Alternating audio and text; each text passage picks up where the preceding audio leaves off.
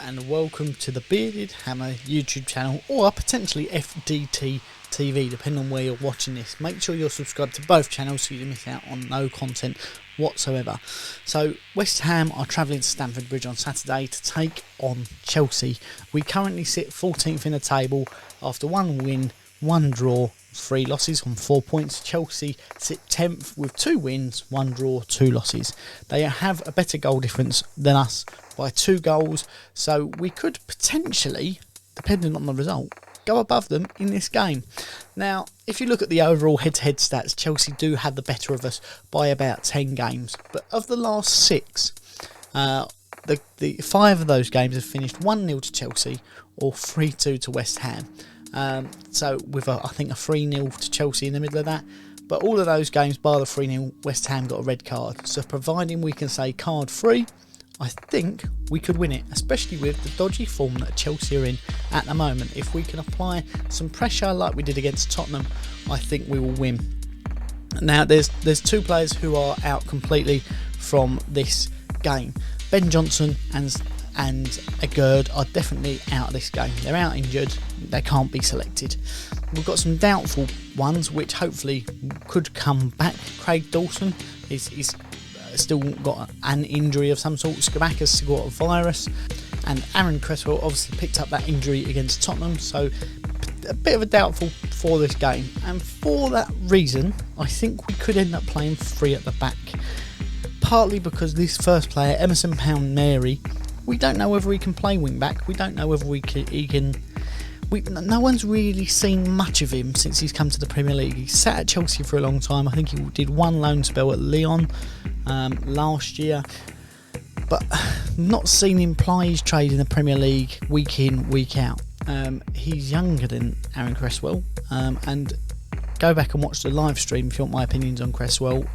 Went into that in a bit more depth, but Palmieri, I think potentially he's better than Masuaku, I would say, from his previous performances before he joined Chelsea.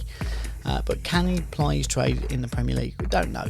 But Palmieri's playing wing back for me. Next to him is going to be Ogbonna, playing that sort of wider centre back. The reason for that is his position is phenomenal. He's probably not fit enough to be running up and down constantly, but just to sit in that space between him or Palmieri and Kurt Zouma, who is playing in the middle, and provide that support if Palmieri does make those forward runs. Kurt Zouma is going to play the middle and run that defensive line, and Cahill has been really good since he's joined us. Obviously unlucky in that he had to put a foot on it against Tottenham and it went in the goal. It's one of those things. It's not really his fault. If he hadn't, then we would have said, well, why is he playing? Because he's not even trying to get a foot on it. So it's a lose-lose situation for him. And obviously right back is going to be Vladimir Coufal. Now in the middle of the pitch, Declan Rice and Thomas Souček. Thomas Souček obviously scored the 2nd goal for us this Premier League season, 1st goal at home. Declan Rice, I think, picked up and played phenomenally against Tottenham, and I think he will do it against Chelsea as well. But they're in the middle, and ahead of them, Jared Bowen, obviously on the right. On the left, I would put Saïd Benrahma, but Moyes has seemingly favoured, I suppose is the best word, Pablo Fornals, who I don't think is a bad choice, but Benrahma's in phenomenal form, and I think we have to start him unless he's going to bring him on and let him run riot and give him that freedom to roam at sort of 50-60 minutes. I don't know. I think we should start him, try and push on the front foot and get forward and use that skill and trickery against Cesar Azpilicueta, who looks like he will probably play.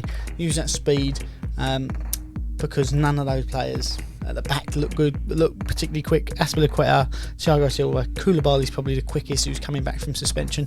But once you get past Cucurella and Reece James, I think if we run directly at these players, we're going to get the better of them. We need to make everything a race. And obviously up top, Mikel Antonio.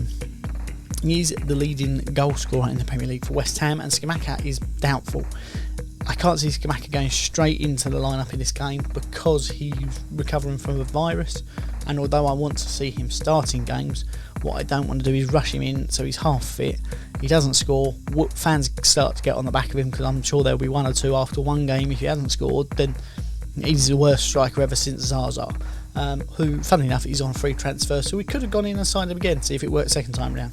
Nothing would surprise me with West Ham, but on that basis, Chelsea are looking vulnerable at the moment.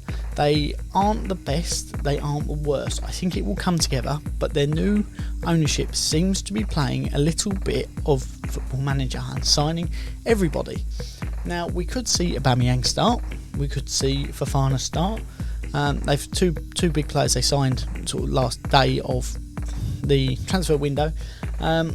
But I think it would be a silly move to do that, and if it does, it would only play to our advantage because tactically they're not in line with the players around them, and also Aubameyang is a bit lazy now. He left Arsenal after signing a big contract, did half a season at Barcelona, and now he's back in the Premier League. What does that say? Something's not right with the attitude. But yeah, I mean, I think pace-wise we win this game. There's one or two exceptions on the pitch if we go man for man. We need to pressure Edward Mendy. He's low in confidence. He's made a few mistakes in the last few games, and definitely he's able to be taken advantage of. So yeah, hopefully we can do that. And I'm going to predict this game to be a West Ham win. As much as you could argue it going the other way, providing we don't do anything silly and give away a penalty or get a red card.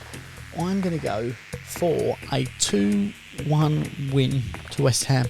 I may have said different on the podcast. Go back and have a look at that on the FDT-TV channel.